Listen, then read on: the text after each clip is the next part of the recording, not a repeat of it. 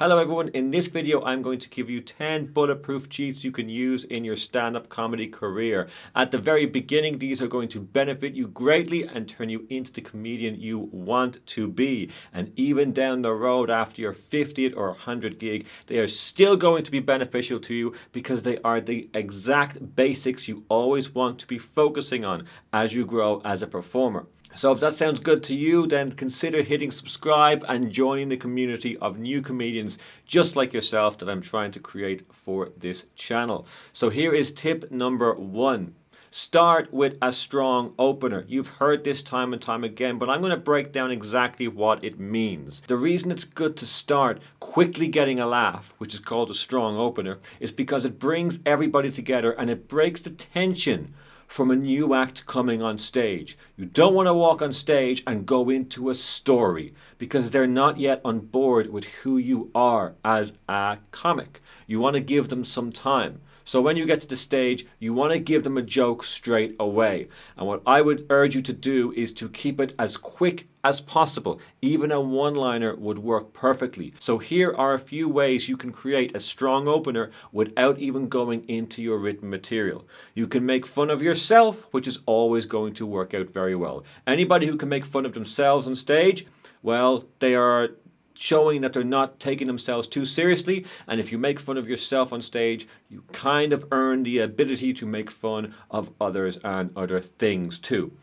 Leave that further down the line. At the moment, just stick to getting the easy laughs, make fun of yourself. The second thing you can do is make fun of the surroundings. I have briefly mentioned this in a last video I made and a few other videos too, because I think it's so important to be able to jot down a couple of funny things you observe about the room when you arrive at the venue, because most open mics are held in complete dumps. So it's really easy to make fun of the room. Again, I urge you not to poke fun at the booker or the MC or whichever miserable dickhead in the midlife crisis is running the night. Instead, it's not about poking fun at them because they already have fun poked at them enough. I mean, take a look at them. Instead of that, it's just bringing people together in the room, and in a kind of a humorous, fun, friendly way, you're making fun of something you observe about the room. It could be the seating pattern. It could be the smell. All open mic rooms smell. It could be the fact that there's literal sewage dripping from the ceiling. Anything you can think about to say about the room is going to be beneficial to you when you first open your mic, when you stand on that stage. Tip number 2 is to always keep your set short, fun, and always be getting to the next laugh. Try and cut out anything that's too informative, even if it's expressing who you are as a person, and you might think that's important to get to the punchline, but they only really need to know a very little bit about you before they get to another punchline. If you feel that they need more information about you to get to the punchline that you want to tell them, and if that's not the case, then the punchline won't work. It's most likely because the punchline is not written correctly, or it's just not strong enough, and you might need to come up with a different one. So less information and make the punchline work. The less information you need to tell them about yourself or about the setup, the better the punchline is going to be, because in the end of the day, they're there to laugh. They're not there to be given informative things about who you are. There's a lot of comedians on the bill. Let's just keep it to the laughs as often as we can. Tip number 3 is to perform material on topics about what you know. This has been said time and time again, but it's actually an overlooked theory.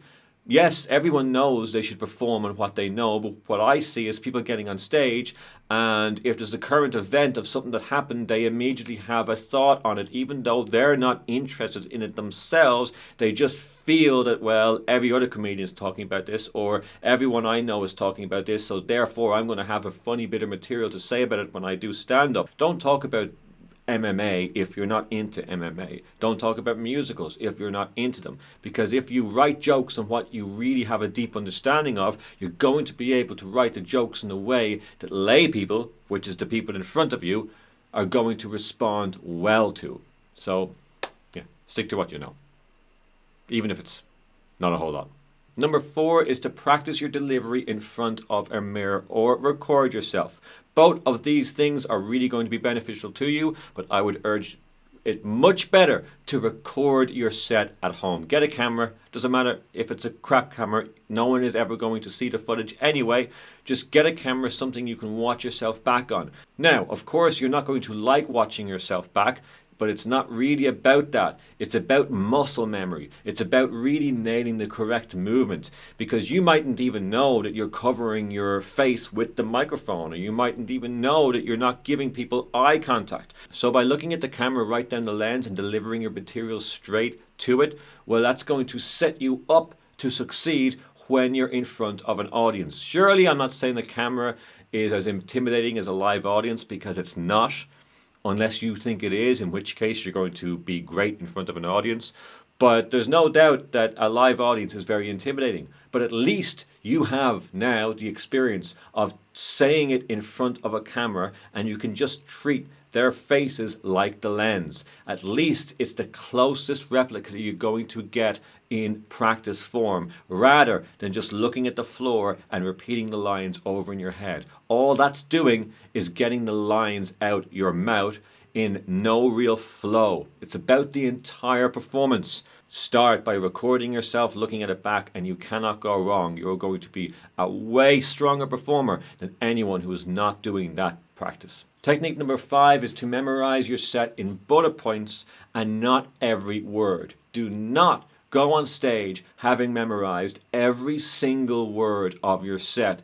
It's not really going to benefit you, because down the road, you don't want to be the comedian that has to say it word for word perfect. Sure, the setup and moments of it and the punchline are going to be the same once you figure out the best way of saying them. That's not going to change. But you're going to find, with the more experience you gain, you're going to see that there's a lot of material in your setup, the material that gains tension, that you can mix and match depending on what gig it is. Sometimes it might need a little longer explanation. Sometimes, if the set's going very well in your favor and people are opening up to you as a comedian, you can get to the punchline way quicker.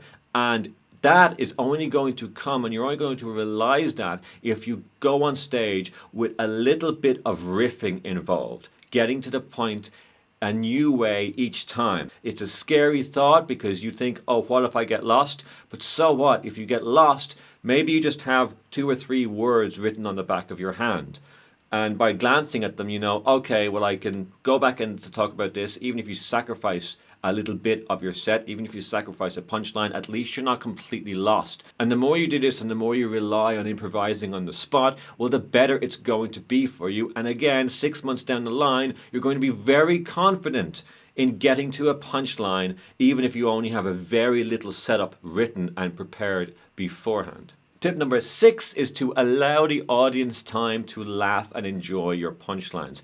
After a punchline, especially if it works out well, take your time, take a moment before going into the next joke, before even opening your mouth again. Let the room fill with laughter. Even if it's not a huge laughter and it's only a few people laughing, let it sit in the room for a while. Because if you let it sit, what will happen the next time you do a punchline and let that one sit, more people will open up to laughing out loud at your jokes. It's psychological. If they know you're going to allow them time to laugh, more people are going to laugh, even if it's to fill the silence in the room. And if they want to fill the silence in the room, they're going to listen to you and try and get on board with your material and with your comedy, because they would rather genuinely laugh than have to fake it. So if they know you're the kind of act that's not shy, and if they know you're the kind of act that's going to really give them a joke and have a moment to see how that joke sits in the room, well, then they're going to say, well, this person is taking themselves very seriously and they're not intimidated by the fact that they're on stage. Now, of course, this is a technique. You could be shitting your pants up there, but by pretending that you're okay with it and by not rushing into the next phrase, you give the illusion to the audience that you are really, really confident up there. So I would say, even if you have to fake it, go as slow as you can, and even when you think you're going too slow, go a little bit slower. Allow them time to get into the comedy. Allow yourself time to perform the material in the way that you really wanted it to, and hit those punchlines hard and let that sit in the room. Even if nobody laughs, just let them sit there in their own sorrow. Technique number 7 is to use simple language. Now, this is kind of connected to a previous point I made where I said not to overcomplicate your set with too much information. Also, the information you have needs to be very easy to understand. Not only because at a lot of open mics, depending on what city you live in, there might be people at the gig who don't even speak English as a first language. And, well, they should be able to understand every single thing you're on about. And there's some people who don't even have the best hearing, and some people who just don't want to listen to you. They need to understand what is going on too, because not everyone is going to open up to you and have all the energy in the room. Sometimes you might go on at the end of an open mic night and people have been there for 4 days waiting on the show to finish, and now it's up to you. And if you go on and start using all these fancy words and fancy phrases and all these tongue twisters, you're just going to lose them because they're already tired. So make it as easy as possible on yourself and the audience, and use language that is really easy to understand. Technique number 8 is to insert some of your punchlines and jokes in everyday conversations with friends. Now, of course, you need to find an opening. You're not just going to say the most offensive joke about women in a conversation about ham. That'll be weird. Unless you're an absurd act, and fine, go for it. But what I want you to do is insert jokes you're working on in conversations that have something to do, kind of related to what you're writing about. If you find the conversation goes there, put in your material, put in your punchline about it. And what that does is it gives you an indication if it's going to work or not. If your friends find it funny, great. You don't need to tell them you wrote that joke for a set coming up. You can if you want, but you don't need to. And then you'll find if the conversation continues and you come up with another punchline, well, brilliant. Now you have a second punchline that you can bring into your set that you riffed while chatting to friends during a regular conversation. And there's no more organic way than coming up with material than that. All you have to do is go in and recreate that conversation. Talk in the same way on stage while doing that topic that you did around your friends. It's a really good way of, again, muscle memory in a relaxed environment. If you can remember the conversation, how it went, your flow of conversation as you were discussing it with a mate, well then if you can reenact that on stage, you're going to come across like a really relaxed person that is friendly with the audience. So try next time you're out and about and a topic comes up that you happen to have a punchline on because you've been writing it, insert it in as quick as you can and see if the people around you still want to be your friend. I don't know. If they don't, I don't have a video for that.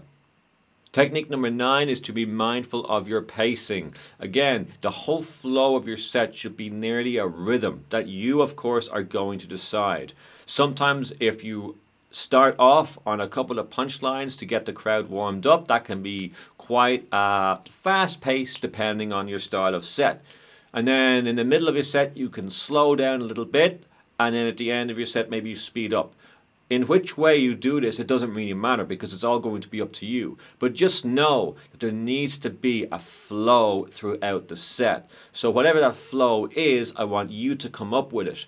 But you're going to realize if you say the material and you practice your set over and over again, especially in front of a camera, and you watch it back, you're going to realize that the more of a flow and the more rhythm you have in your voice and the way you communicate, the better the set is going to feel when you listen and watch it back. There's just something about it. If you have to stop and think, and then sometimes you have much more information over here because you got a lot to say about it, there's a lot of information, and then other times you can't really think about what to say and you're looking around and, oh, I know what the point was. Well, that's just all over the place. Nobody wants to listen to that because there's no flow about it. They're waiting for your tempo to come in so they all get on board with what it is. And if you know what it is and you know exactly it's going to be the same every single time you talk on stage, and you know when you slow up down, you know when you speed up, well then it's going to be easy game when you get on stage. And that can be done even before your first ever comedy performance.